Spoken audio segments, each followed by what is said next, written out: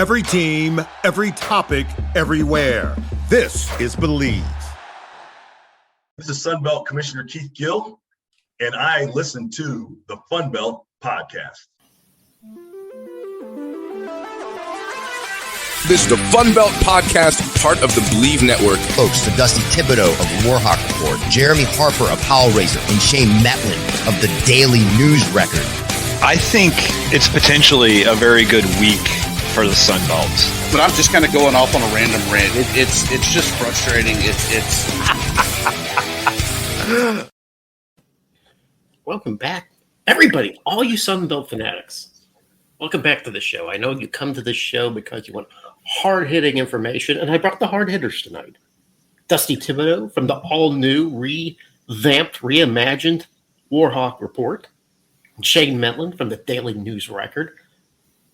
Tibbs and I just got back from the Sunbelt Media Days, and we had a lot of fun.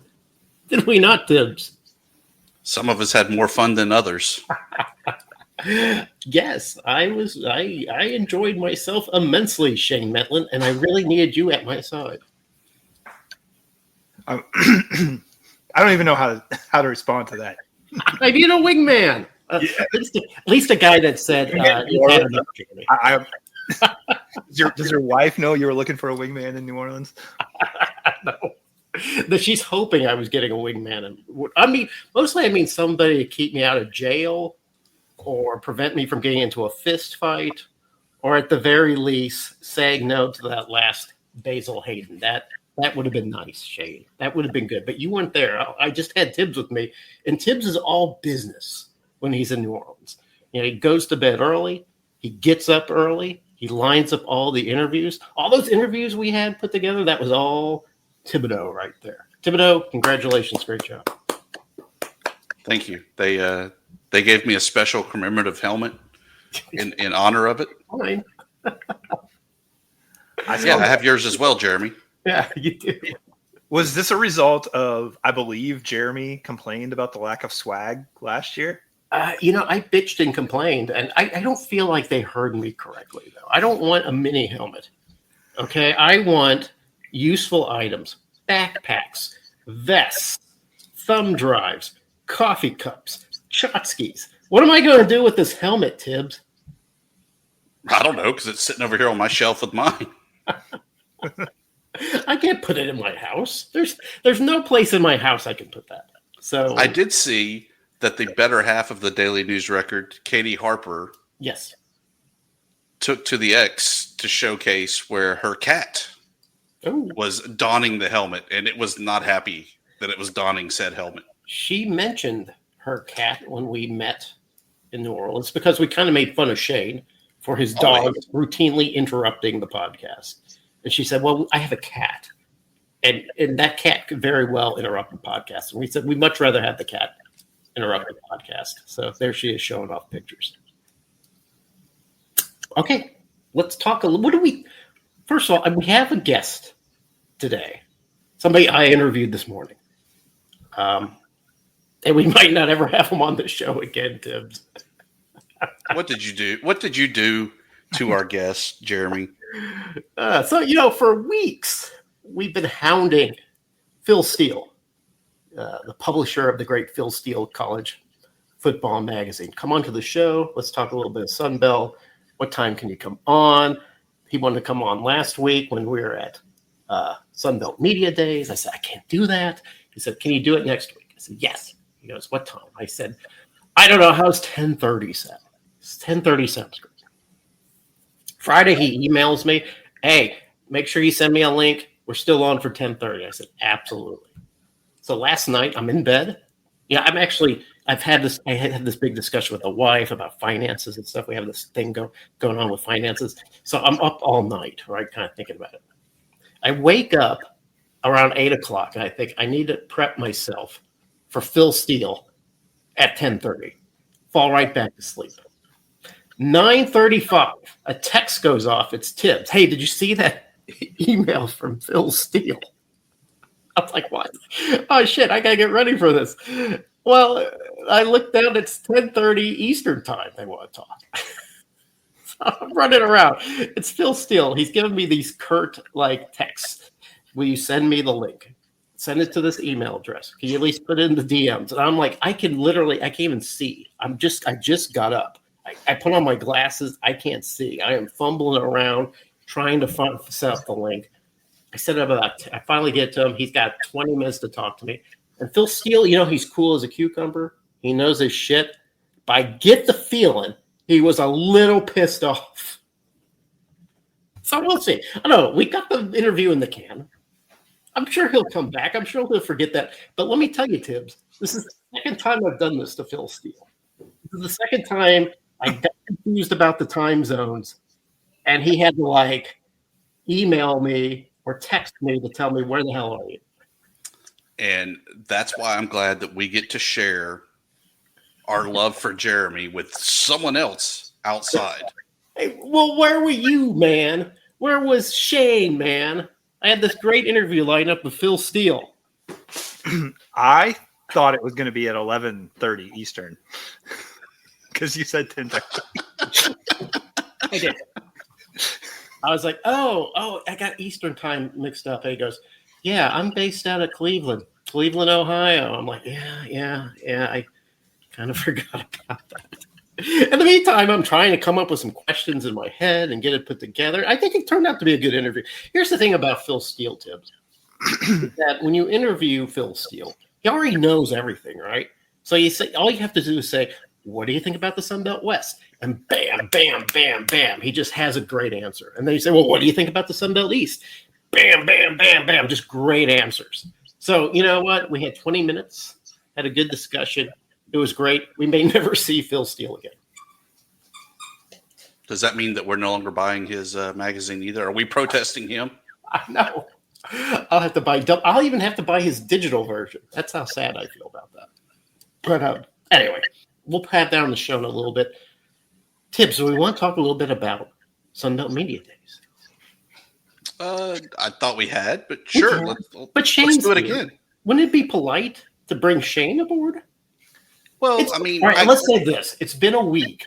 Has anything settled, Tibbs, after that week? Anything settled? Yeah, like something you heard that you're like, wait a second, did that ring true? Or maybe a realization has come to mind? I think some of the observations that I saw there or that I heard come out of there, the Huff Shuffle was not truthful when he said that he did not make a decision on going to Hattiesburg until after the Sunbelt Conference Media Day. Come to find out, he knew the week of the game. The players knew the week of. He did. And I think he was recruiting. But you know what? Kudos to him for everything going on, that he was still able to get the game plan in, get everybody rallied together to go out and dominate that Sunbelt Conference Championship game, regardless where they were going. If they were all coming back to Marshall or if they were all going to Hattiesburg. Yeah, well, it kind of screwed them in the end when they were trying to get to a bowl game. But yeah, I do admit that at least he had them prepared for the conference game. You know what kind of reminded me of Tibbs, that whole scenario, was when Coach, oh gosh, who's the old Sunbelt basketball coach? That narrows it down. Well, Brian Hodgson. Sorry, God, too many. Wait, you don't even know your own old coach's name? No, just slipped my mind. I got kicked in the head. So Brian Hodgson, right? So he quits. He says, "I'm leaving for South Florida." Immediately, two of his best players on the team immediately leave the team, and the next day they're at UCF or USF rather. So those guys talk. When they say, when they're moving on, they're like, hey, keep it under wraps, but I'm taking off, and I really like you to join me where I'm taking off to. So I don't know if that's Shane, what do you think? Oh, Shane's gone. He's got his dog. Tibbs, what do you think? Is that a moral faux pas? It's a business. I mean, when the coach leaves, the player leaves, it's a business decision, right? It's that coach in Huff's case didn't get his contract renewed at Marshall for whatever reason. Same thing of a player wanting to go somewhere where he's going to maybe make a little bit more NIL money. Maybe he's going to get those extra snaps to try to position himself in better light to try to play at the next level. It's all business. Yeah. What about you, Shane? Is it a faux pas to take aside some of your better players and go, hey, listen, I'm taking off for another team. How about you join me there? I don't know that there's like a, one size fits all like thing for this anymore. Like I have no problem with what Huff did, really. I mean, they weren't giving him a contract extension. You talk about them playing so well in the championship game. I think that's probably because he was like above board with those guys, like saying, here's the deal. Like, I don't have a contract here. I'm probably going somewhere else. I probably want to take some of you guys with me. Like, let's go finish what we're doing here and then figure out what we're doing next. And in Huff's case, I don't have much of a problem with that. Like Hodgson's, I don't know all the details of like how that went down. You can read between the lines, but I don't know.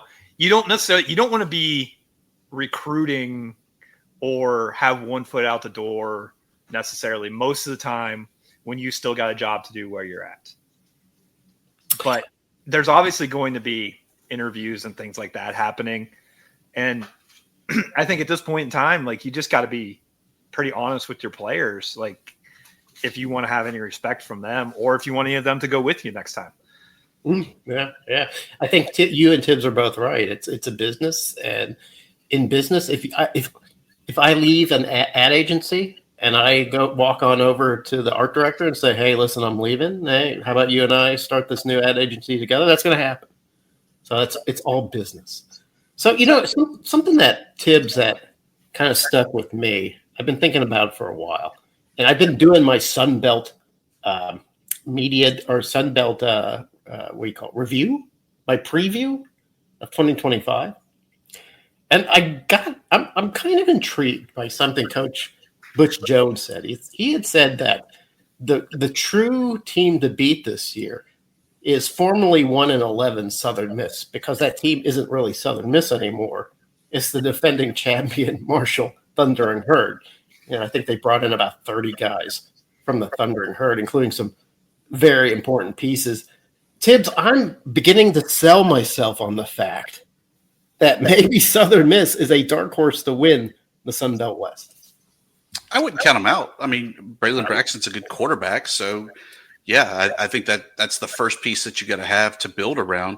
But at the same time, is that the exact same Thundering Herd team? As much as we joke about it, it's not. Right? They lost Green to the NFL draft, and that was a huge part of their defense that they were definitely counting on last year. They don't have the same coordinators. They don't have the same offensive line. They don't have the same receiving threats. There's just enough difference that I think that they're going to maybe struggle a little bit early on as they try to find themselves. And maybe it clicks, maybe it doesn't. I mean, I really think that the more I think about it, that they are just different enough, and seeing that Huff kind of has the pressure that he has to live up to being the Sun Belt Conference champion, regardless what he said about how it's a crazy marriage and everything else. Yeah. He's still having the bling, and he's got to live up to the hype. But Shane, what do you think? You think that Southern Miss might be a player this year? Yeah, I do. But I also think that the whole idea that like it's just Marshall moved south is overstated a little bit. Kind of like I said, like, there's some good players going, but it's not the same Marshall team. But that said, like, I think they're going to be good. I don't know if they're the favorites over Louisiana or Texas State or not, but I think they're going to be in the mix.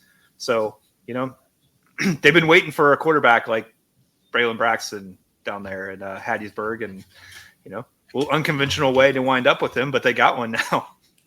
Yeah, they haven't had that good of a quarterback since Frank Gore Jr. left. Yeah, good old Frank Gore Jr. reference, quarterback reference. That's always good.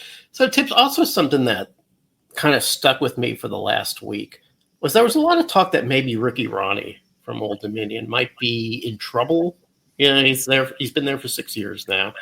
Hasn't won, a conference championship or anything. Although it's a little crazy it being such a new program and all. Yet, Ricky Ronnie to me did not seem like a guy who felt he was on any kind of hot seat. Did he, Tibbs? No, but he didn't seem like the normal Ricky Ronnie that we're used to seeing. Really? There was definitely something off, and maybe it was his RVing trip instead of his cross-country baseball trip. Yeah. But there was definitely something off about him this year. Is he on the hot seat? I legitimately ask it because I don't know. What are the true expectations for ODU?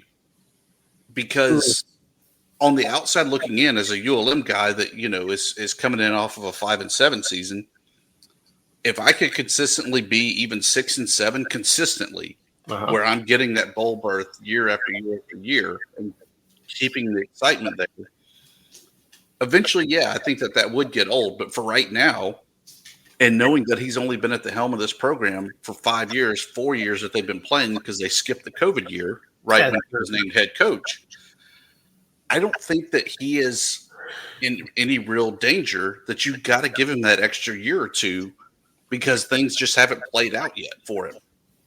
Shane Metlin, is Ricky Ronnie in danger? He'll determine that with this season, I think. Wow. I mean, that's the reality of it. They got Colton Joseph. They've got Jason Henderson coming back. Like, they should be pretty decent. Yeah. They're also playing in a tough division. Like, that's the thing about ODU. It's, you look at their schedule, they could win or lose just about every week. And there's no easy picks like for what they're going to do this year. I think if their winning record, bowl game, even if we're talking like 7-5, I think he's pretty safe. If they miss a bowl game this year, then I think, he could be on the hot seat. If they miss it by a long ways, then I think it's probably going to be close to time to move on there. Even like Tim said, the expectations for ODU football, I think the expectation is that they should be a winning program around the athletic department there, around their fans. I don't know if it's necessarily that they should be.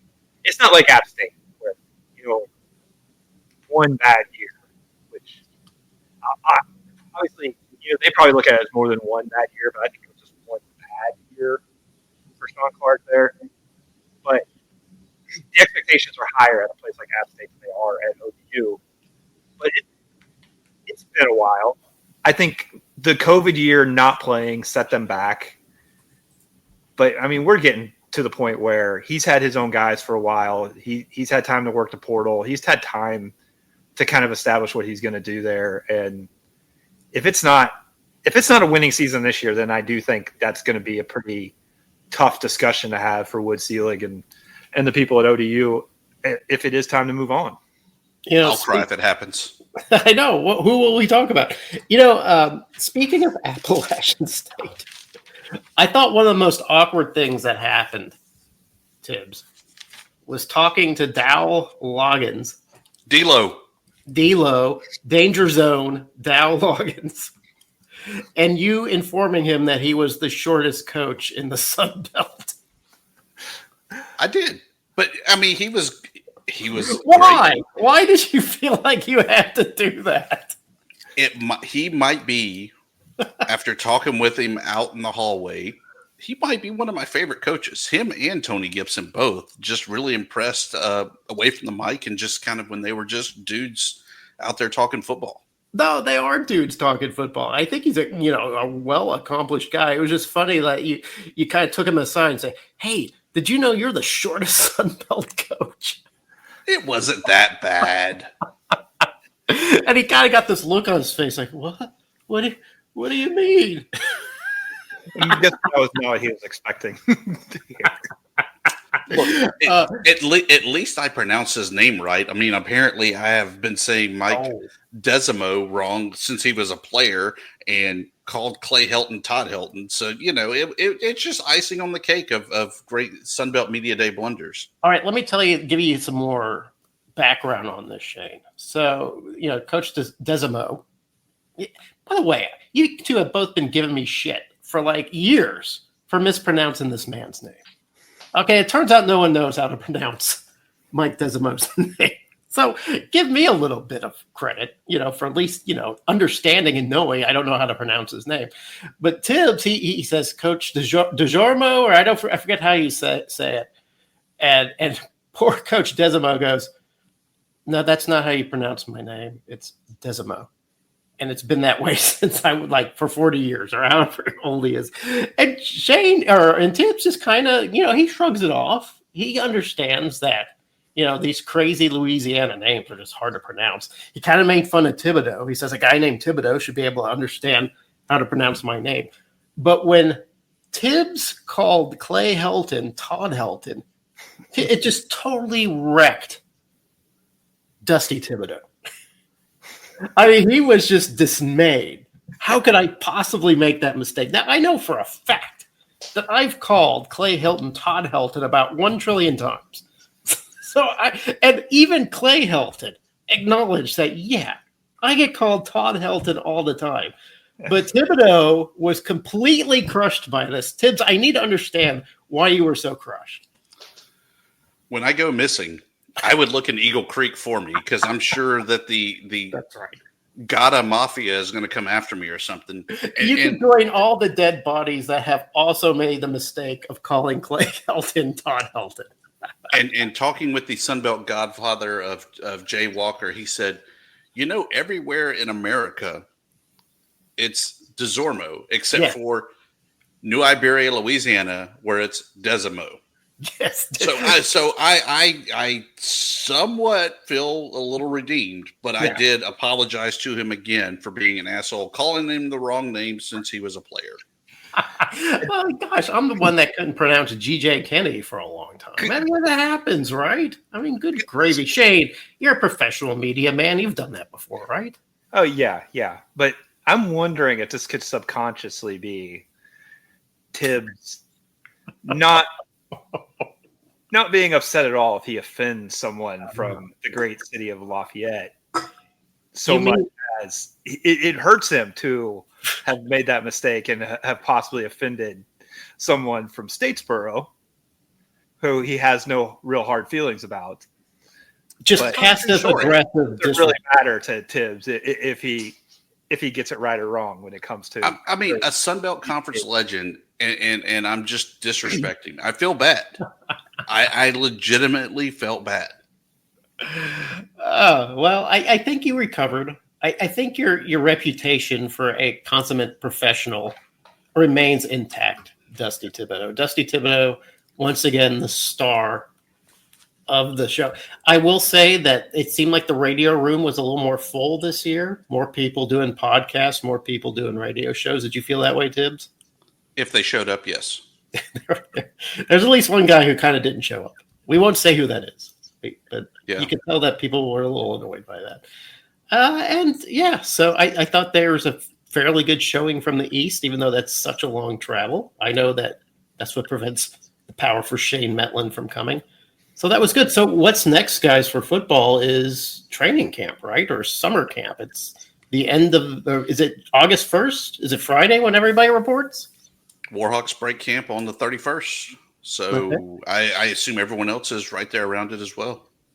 Yeah, I think it's either 31st or the 1st. Metlin, is that how it is in the East? It's starting up this week. I think we're going to talk to Bob Chesney a little bit on Thursday after practice. So, they're getting started right now. Okay, so I think Arkansas State has some sort of event, some sort of media event planned. I probably won't get to go to that, but that's exciting. I feel like it's now football season, and we're kind of ready to go. And I think this might be a good time to segue the interview with Phil Steele. What do you think, Tibbs? Is this a good time to segue it? Only if he approves of it, which means you got to reach back out to him. Should I send him a copy before we publish? I think he'll like it. He sounds very knowledgeable, and we make sure that everybody knows where people can buy the magazine and where you can find Phil Steele. I think we did our due diligence. I could have used some backup from Shane Metlin and Dusty. At least somebody to wake me up in time. Dusty, you did wake me up in time. If it weren't for you, Dusty, if it weren't for that text message, I would not have been able to interview Phil Steele. You're welcome. With that, let's shift it over to our interview with Phil Steele. This episode is brought to you by Progressive Insurance. Fiscally responsible, financial geniuses, monetary magicians. These are things people say about drivers who switch their car insurance to Progressive and save hundreds. Because Progressive offers discounts for paying in full, owning a home, and more.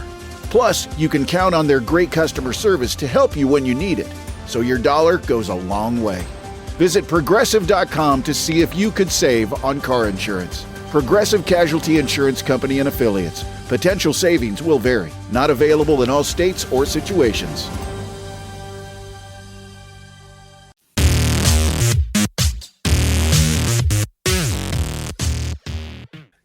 Everybody probably knows my next guest because he is the ultimate fixture in college sports. In fact, it's not college football season until you have a copy of his magazine in your hands. You're reading what it says.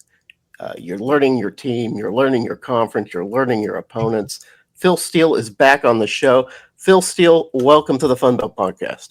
Hey, appreciate you having me on, Jeremy. Phil, it's one of those. Well, I was going to say it's just another year in college football, but it's not. This is just another strange, bizarre time that we all have to work with the transfer portal, with the NIL, with all that's with the even some congressional rulings coming down. It's all just compressed. The calendar, especially for you. How do you get it done? Yeah, it is tough, Jeremy. You know, we used to be able to go to the press. I talk to as many head coaches as I can. I try to get all 136. I think this year I got to about 125, 126. And I used to be able to talk to them after spring practice was over. And some coaches would end spring practice in March. And I'd have March, April, and May to talk to these coaches. But now with this second transfer portal closing at the end of April, I not only had to wait for spring practice to be over, I had to wait for the portal to be closed. And then I tried to cram in all those coaches' calls in the month of May. Actually dragged some into the first week of June this year because there were still about 13 coaches I hadn't talked to that we could line up. So I did that. And it actually had us have a couple of typos in this year's magazine, which was upsetting. But bottom line is I think we captured all the transfer portal moves. We went to the press 5 weeks after the transfer portal closed, got to talk to the majority, almost all of the head coaches. And it made a very stressful month of May, but we got it done. Now, are you able to fix, or you said you found some typos, are you able to correct those in the digital, or do they have to live there forever too? Oh, no, the digital's corrected. And in fact, we update the digital all the way through September. So you get a move like Retzlaff moving to Tulane. We'll have that updated in the digital. And so we keep updating the digital all the way through September. Do you think that there's going to be a time where you won't be able to make a hard copy print, that it's just going to be like, we might as well just go all digital? The hard copy still is about 75%, 80% of what we sell. So it's pretty big. And, Jeremy, if we can, there's talk that I know the coaches want one transfer portal. I damn sure I know Phil Steele wants one transfer portal. If we can get it down to one transfer portal back in January, it'll be no problem at all. We'll be able to continue with the printed version. And, I find that the printed version, Jeremy, is actually quicker and easier reference than the internet. If you go on the internet and try to look up stuff, you're probably, each school site's set up differently. You're probably 5-6 clicks away. Meanwhile, with the magazine, it's like getting 136 media guides rolled into one. You know where the information is on every page because they're all laid out the same way. Yeah, that's a good way to look at it. I also like the heft. Yeah. It's a weapon.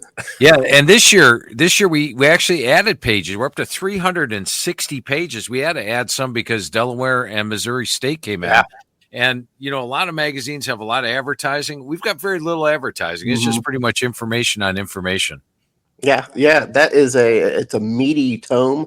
I enjoy getting it every year. Phil Steele is with us. Phil, let's talk a little bit about the Sun Belt.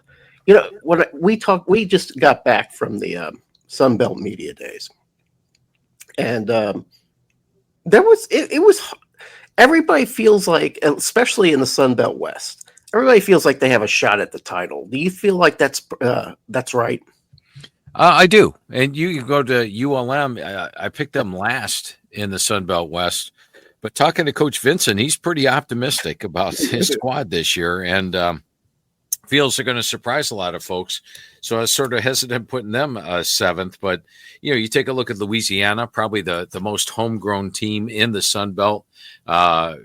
Coach Desormeaux has been recruiting freshmen, not relying on the transfer portal. I like that. Mm-hmm. I think that's an advantage in college football nowadays. Take a look at Clemson winning the ACC. Iowa State was in the Big 12 title game. Look what Army and Navy did without using the transfer portal last year. Both had unexpectedly good seasons. Texas State's a team that they do rely on the transfer portal, and G.J. Kinney does a great job with it. Southern Miss, they're basically Marshall from last year, and Marshall won the Sun Belt, so they're in the mix. South Alabama probably would have rated them higher had Gio Lopez not gone off to North Carolina, but Major Applewhite's going to do a great job there. Troy last year was coming off some great years. I expected a downturn. They had that, but now they're in year two. Arkansas State's got the quarterback, got the receivers. They've got the skill players. My big question mark with Arkansas State's the defense. And then, as mentioned, ULM. So, a couple of years back, let's say 4 or 5 years ago, Jeremy, I thought the West was clearly the weaker of the two divisions, but now the West is right up there. Mm-hmm. Yeah, I think it's going to be exciting in the West, simply because there really isn't.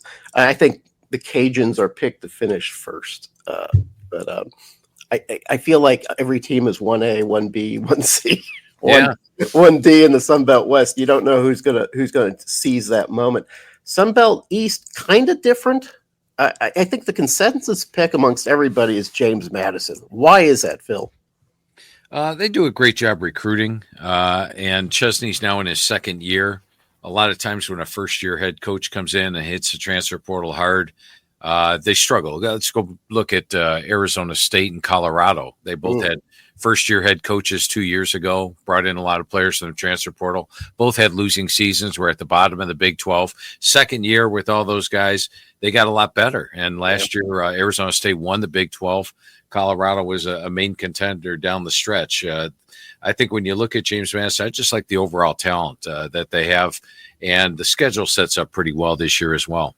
So anybody else in the East that you think can challenge those guys? The top two teams I think are the best challengers. Georgia Southern with Helton is doing a great job there. Last year, Coach Helton told me it was his best team, and they nearly got there. And this year, he told me it's his best team again. They're number 29 on my experience chart. They got a veteran quarterback in J.C. French, like the defense, and only 16 portal guys this year. So not a lot of use on the portal, which means they have a lot of players coming back. They're happy with the talent they have coming back, and I look at that as a positive. And then Old Dominion. Ricky Ronnie has been doing a tremendous job there, getting to a bowl game every other year. And they're a talented team. In 20 of their last 24 games have been one-score games. I think they've got the talent to contend as well. I put those three as my top three this year. You said something interesting. We were talking about the West. You said Coach Mike Desormeaux has been recruiting kind of traditionally, getting the freshmen in there. And you said that was an advantage. Can you go a little deeper on that? Yeah, I think the team cohesion, team belief, these teams, you recruited as freshmen, you stay there. Look at Clemson. Clemson, all these guys were recruited as freshmen. They've opted to stay. There's a great team unity, team atmosphere. And I'll bring up Florida State as an example. Now, Florida State hit some home runs in the transfer portal in both 2022 and 2023. Last year, they hit the portal hard again, didn't hit a lot of home runs. And then here's what I noticed, Jeremy. As soon as things started going south, there wasn't that team cohesion to keep them together, and it got progressively worse as the season went on. And since they were pretty much mercenaries coming in for a year or two, maybe these players started saying, you know what, where am I going to go next year? Where am I going to go next year? And there just wasn't that team atmosphere, and all of a sudden things went south in a hurry for Florida State, ridiculously south, down all the way to 2-10. That is some pretty good insight, because I think a lot of people are saying, hey, build your team quick and build your team good, fast, with the transfer portal. I know Texas State is one of those teams that have done that. Now they've used that success to go to the Pac-12. Do you have any thoughts on this new Pac-12? What do you think about it? Well, it's not the old Pac-12 No. because the old Pac-12 was, a power conference. But you know what? It'll, as we see, even conferences like CUSA, the more you play together, the more you're a conference, the more the teams rise up. So I think it'll be fun watching the Pac-12. I do, Jeremy, miss the completely regional college football. I miss the Pac-12. And what the hell are Cal and Stanford doing in the ACC? That just doesn't make any sense. That's Atlantic Coast Conference, and you got all this travel. You've got USC and UCLA in the Big Ten. I really wish we'd go back to regional football, but you know what? It is what it is, I guess. Oregon has a conference game with Rutgers this year. That doesn't make any sense. Yeah, and it's just strange watching some of these. Now it's fun, USC, UCLA playing in the Big Ten. You get games that used to be Rose Bowl matchups, right? And so that's exciting. But in the same token, I would much rather have West Coast football, East Coast football, Midwest football, Southern football, and I do like the regionality, and that's something that can be said about the Sun Belt. The Sun Belt stays in its footprint. There's no weird things here. Everybody pretty much in the same footprint. So I like that about the Sun Belt. Yeah. So speaking of the overall 30,000 foot view of college football, does Phil Steele have a preferred format for the college football playoffs? Yeah, I think we're going to be going to 16 teams. Okay. So, I mean, there's no stopping that. Once you start expanding, you're going to keep expanding. Who knows what's next after 16? I like what Commissioner Yormark of the Big 12 said with the 5-11. I was surprised he came out with the 5-11 because you would think the Big 12 would want to have two teams guaranteed. I think most years the Big 12 is going to get one team into the playoff. But the fact that he says, we should earn it, I appreciate that. I want to have the best 16 teams in there. I really don't want to get too many more teams involved. And I'll tell you why, Jeremy, because like in the FCS, we went through a 3-year span in the FCS football where the third place team in the Colonial Conference, third place team in the division of the Colonial Conference was playing in the national title game because a lot of the other teams suffered injuries. And look at last year, Notre Dame enters the championship game against Ohio State. They were down their top defensive lineman. They were down their top offensive lineman due to injury. I don't want it to be the healthiest team wins a championship every year. I want it to be the best team wins a championship every year. So let's hold it at 16, hopefully. But I think a 16-team playoff with the 5-11 is probably the best way to go. Make teams earn it on merit, not automatic bids. Phil Steele from Phil Steele magazine. I think if you don't own a copy of his magazine, then you may need to question your fandom as a college football fan.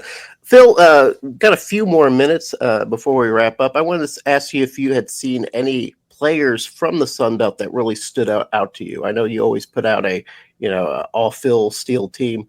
Was there somebody on those teams that stood out to you?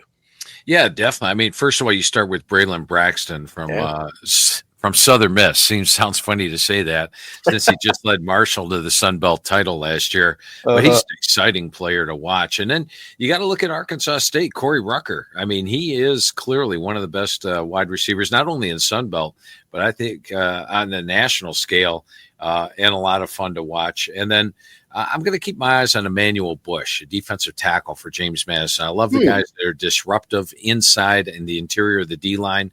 And I am really hoping that we get Jason Henderson of Old Dominion back to form because this guy is a tackling machine. And if he's 100% healthy, I'm going to just watch every single Old Dominion game. He's just going to be in on almost every single play. Those would probably be my top players. Yeah, I met Henderson, and that kid's a brick. If you touch him, it's like, oh my God, he is just solid as a rock. You do not want to get hit by that guy. No. Yeah, I hope he's 100% healthy.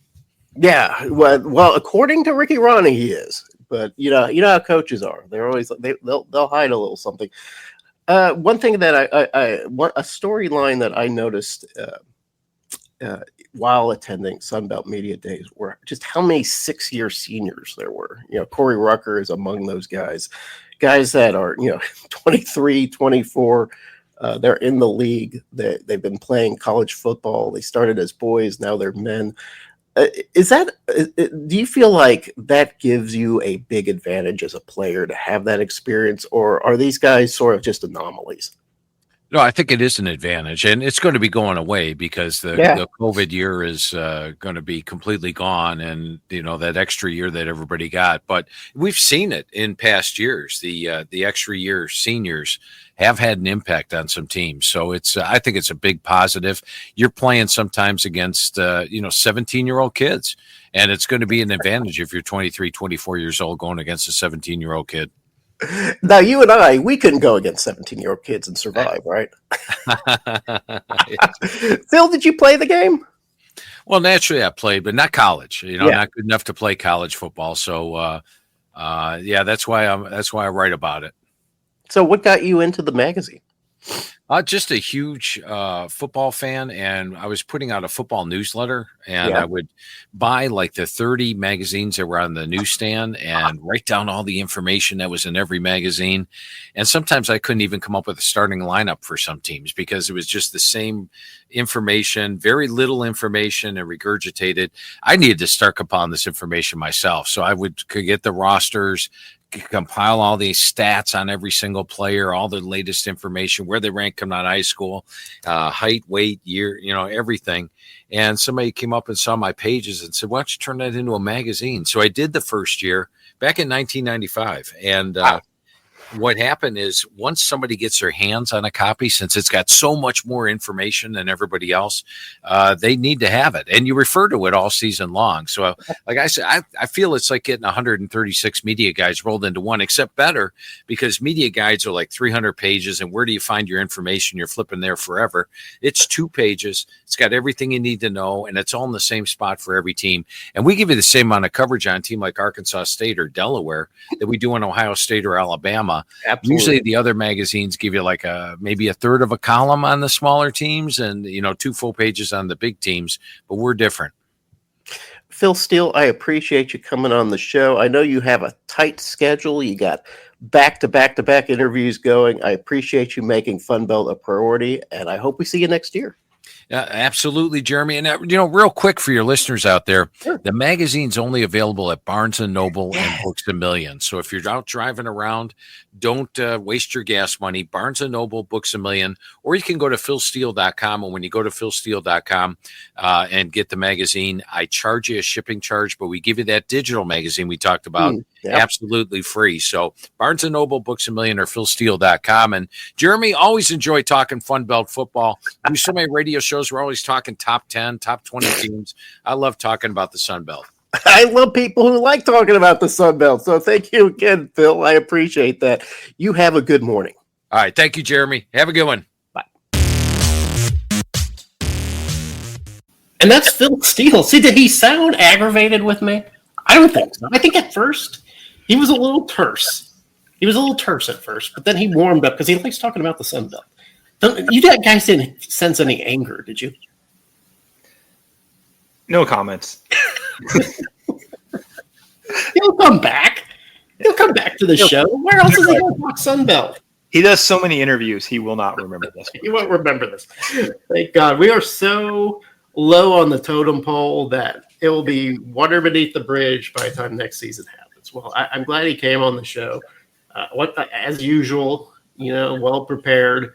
Knew his stuff. So if you see Phil Steele at Barnes & Noble or Books A Million, go pick it up. It's a good magazine.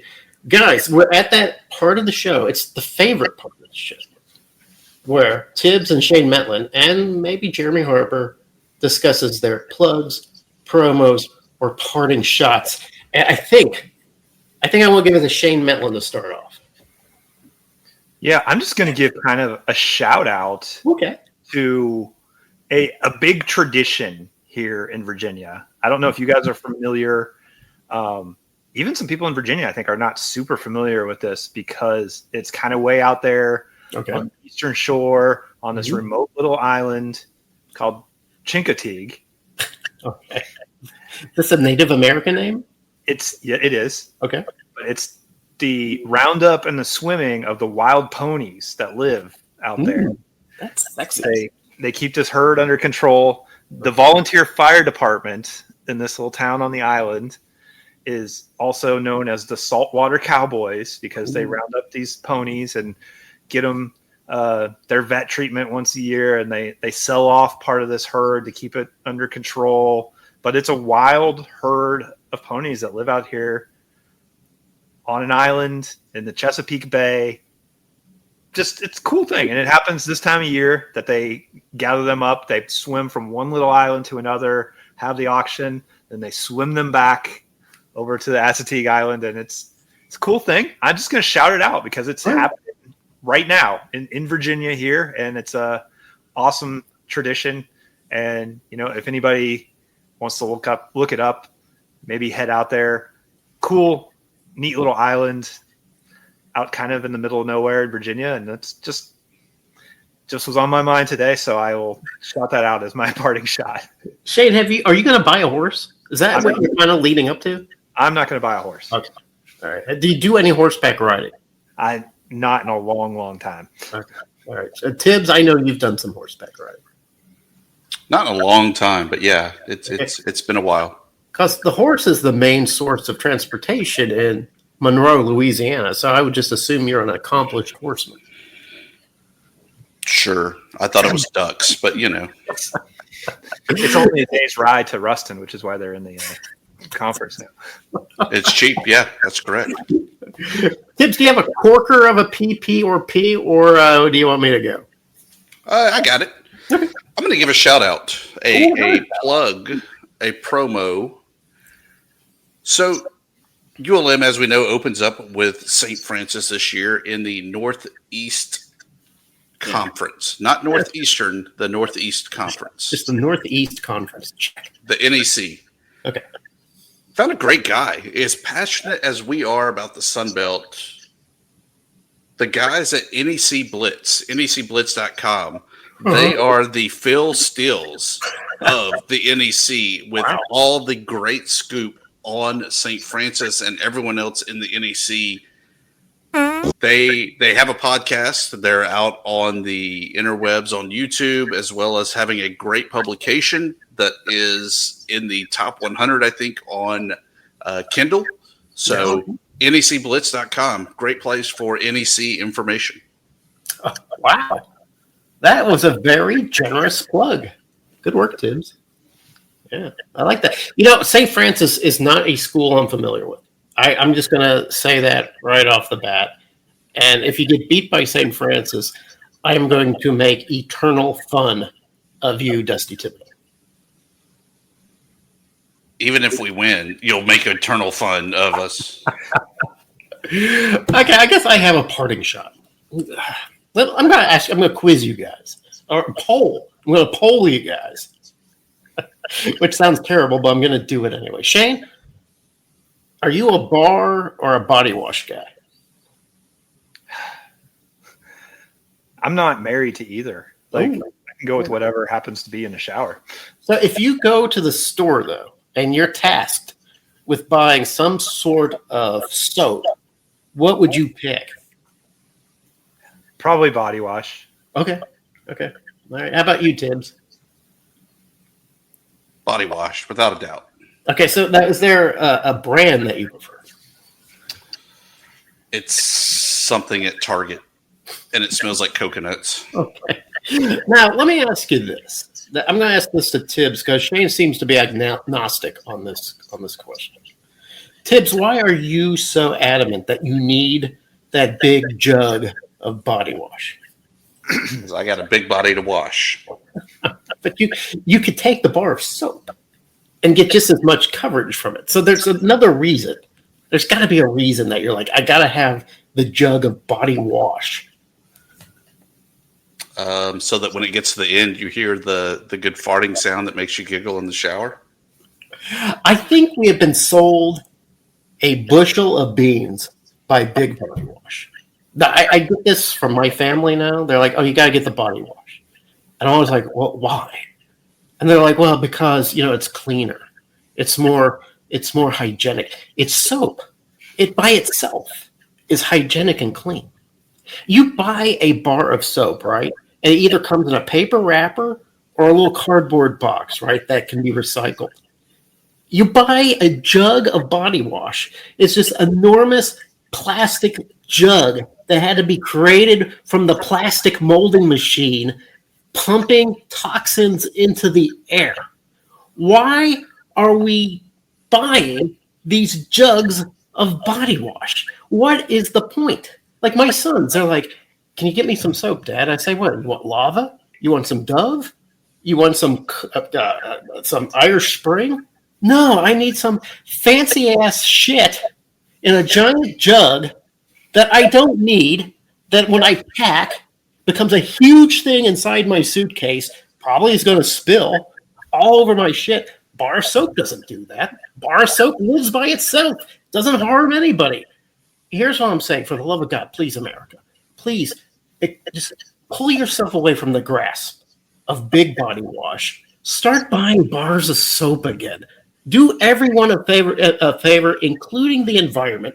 Stop buying these giant plastic jugs that you're going to throw away. You're not going to recycle. Don't fool yourself. You're not going to recycle it. Just buy the soap. Buy the soap.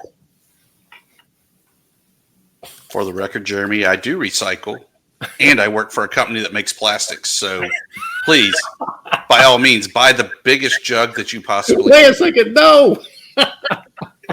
See, I thought you were going to go with as if we believe that Jeremy uses soap.